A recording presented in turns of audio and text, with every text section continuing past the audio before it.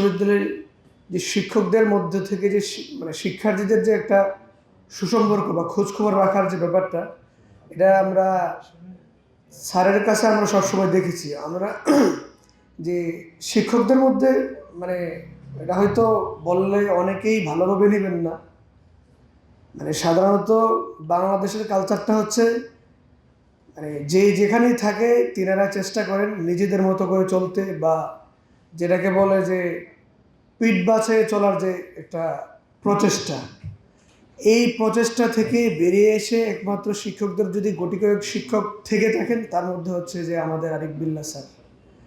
Sir কিন্তু মানে গণ অভ্যুত্থান পরবর্তী সময়ে যে বাংলাদেশের যে অসঙ্গতি নিয়ে কথা বলছে ব্যাপারটা এরকম না। তিনি আমরা যখন ক্যাম্পাসে এসেছি শুরু থেকেই দেখেছি শেখ হাসিনার ফেসিজমের বিরুদ্ধে কিংবা যে কোনো কোকো ও শিয়া বাটারের ইউনিক কম্বিনেশনে তৈরি Natura expert care body lotion স্কিনের ড্যামেজ হিল করে, ত্বক রাখে সফট ও ময়েশ্চারাইজ। লুকিয়ে আর কতদিন, বাই বাই ড্যামেজ স্কিন। অন্যায় অনিয়মের বিরুদ্ধে কিংবা বৈদেশিক বিদেশি যে আগ্রাসনের বিরুদ্ধে স্যারের একটা অগ্রণী ভূমিকা ছিল। সেজন্য কিন্তু যে আমাদের সাথে একটা সুসম্পর্ক আছে। স্যার মাঝে মধ্যে কোনো প্রোগ্রাম করলে আমাদের ডাকেন, আমরা সেখানে আসি।